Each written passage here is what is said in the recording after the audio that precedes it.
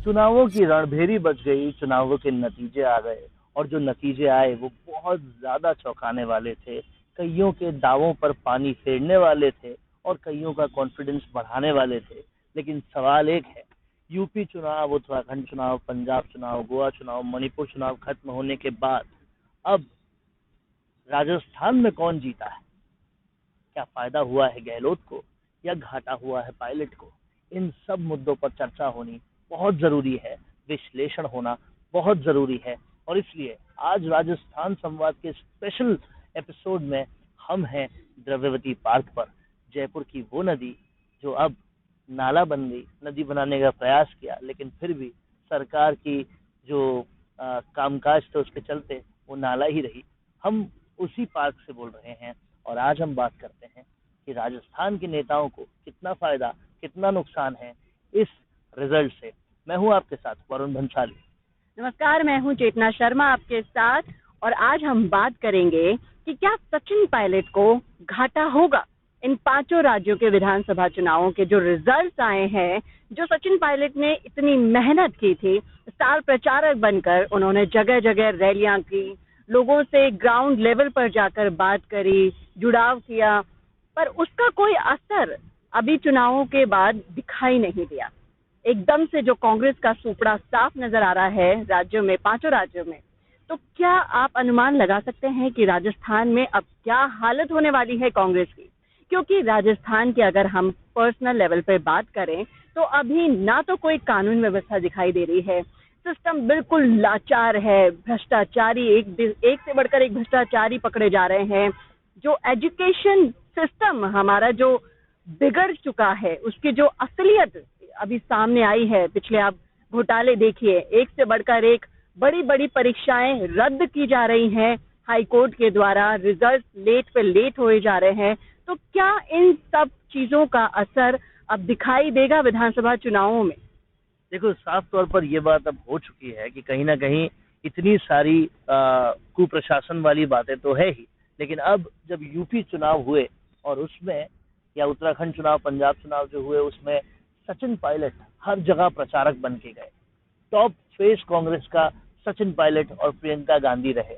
और ऐसे में जब रिजल्ट्स पूरी तरह से नेगेटिव आए, जिस उत्तराखंड और गोवा में और पंजाब में जीतने के दावे कर रही थी कांग्रेस, वहां पर भी लगभग सुपड़ा साफ हुआ।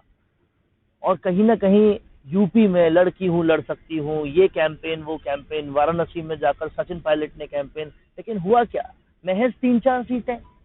तो कहीं ना कहीं अब सचिन पायलट के जो पॉपुलैरिटी वाला फेस था कि सचिन पायलट इतने पॉपुलर हैं, जहां जाएंगे वो जीत जाएंगे, उस फेस पर कहीं ना कहीं एक सेटबैक लगा है। हालांकि वो उनकी वजह से कम और कांग्रेस की इन टोटल होल वजह से ज्यादा लगा है, लेकिन कहीं ना कहीं बहुत बड़ा सेटबैक लगा है। तो कह सकते हैं कि सचिन पायलट को एक नुकसान झेलना पड़ेगा कांग्रेस की ऑल ओवर इमेज का। और अशोक गहलोत ने यहाँ पर एक बहुत चतुराई भरा स्टेप अपनाया था कि वो किसी प्रचार में नहीं गए।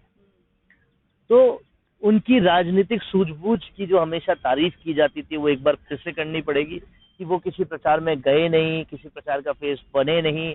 और कहीं ना कहीं इस हार का भी ठीकरा इतना ज्यादा उनके सर पे नहीं फूटेगा जितना ज्यादा सचिन पायलट पे फूटेगा। तो ये कहीं ना कहीं एक असर पड़ा है। लेकिन अब जो चुनावों के बाद राजस्थान में होने वाला है, जो चेंजेस होने वाले हैं, वो वाकई बड़े होंगे।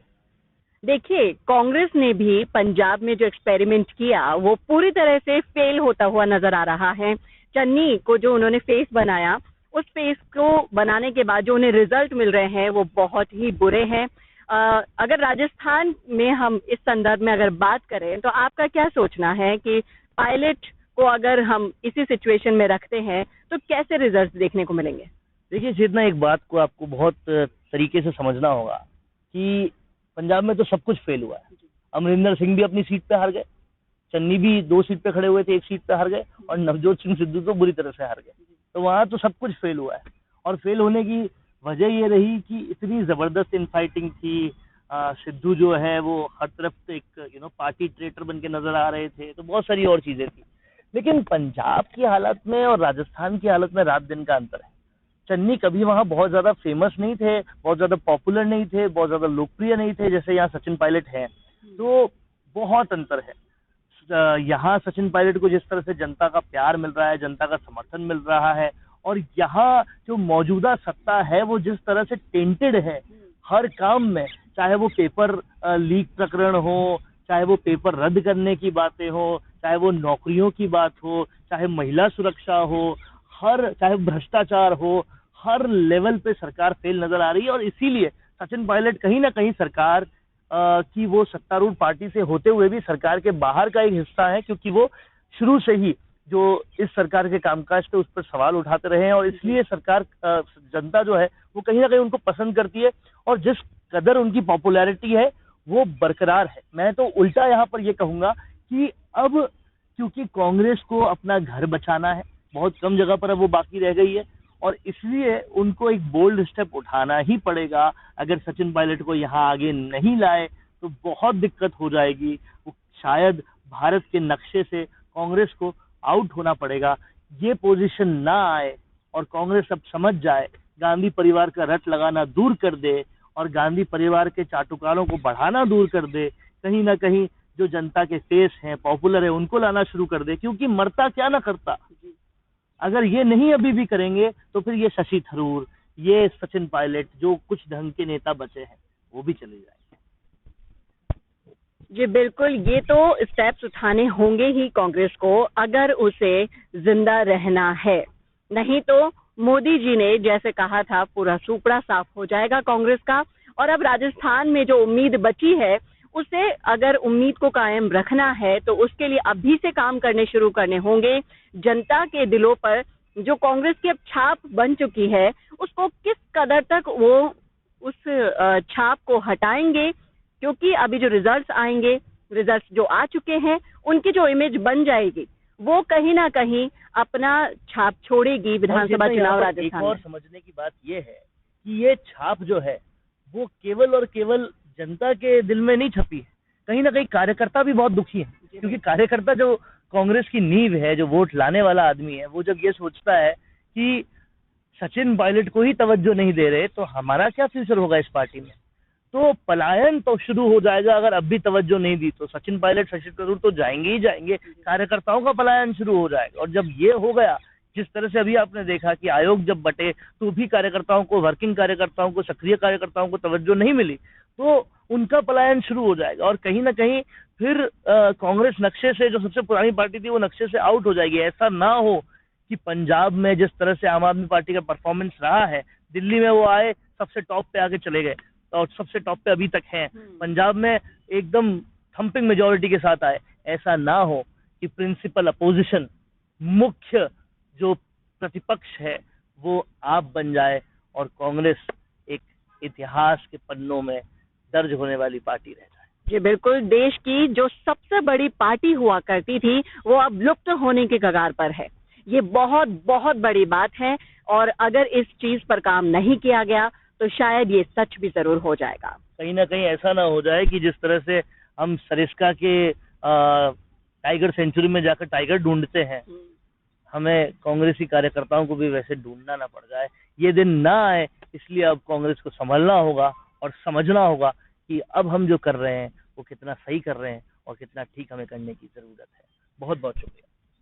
बहुत बहुत शुक्रिया। और कैसा लगा आपको हमारा विश्लेषण, कमेंट करके जरूर अपनी राय दीजिएगा और इसे और शेयर कीजिएगा। और ऐसे ही और विश्लेषण देखने के लिए हमारे चैनल को सब्सक्राइब करना ना भूलेगा। नमस्कार। अपने इंटरव्यू के जरिए लोगों को अपने और अपने काम के बारे में बताने से बेहतर और कोई तरीका नहीं हो सकता। और वो इंटरव्यू अगर ऐसे चैनल पर हो जिसमें प्रदेश के 2,70,000 से भी ज्यादा लोग सब्सक्राइबर्स हो, तो आपकी आवाज को बुलंद होने से कोई नहीं रोक सकता। इसी के साथ उसी इंटरव्यू को हम लाखों की रीच और 3 लाख से भी ज्यादा फॉलोअर्स वाले राजस्थान संवाद के फेसबुक पेज पर भी प्रसारित करेंगे। इसके अलावा फेसबुक के कई ग्रुप्स के जरिए वो इंटरव्यू लगभग 50 लाख लोगों तक जाएगा। प्रोफेशनल न्यूज रूम और प्रोफेशनल एंकर के साथ state of the art studio में लिया जाएगा आपका इंटरव्यू। और जैसा कि आप सभी जानते हैं कि सैटेलाइट चैनल्स को टीवी पर देखना अब लोगों ने लगभग बंद कर दिया है और उन्हें भी YouTube या Facebook पर ही देखा जा रहा है। तो इससे बेहतर क्यों ना आपका प्रचार एक डिजिटल चैनल पर ही हो, जहां पर आप ज्यादा से ज्यादा लोगों तक भी पहुंच पाए और जो सिर्फ आपके बारे में बात करे, किसी और मुद्दे के बारे में नहीं। तो राजनीतिक रूप से आपको छाना हो या फिर अपने बिजनेस को बढ़ाना हो, करवाइए अपना इंटरव्यू और पहुंचाइए अपना नाम लाखों करोड़ों लोगों तक।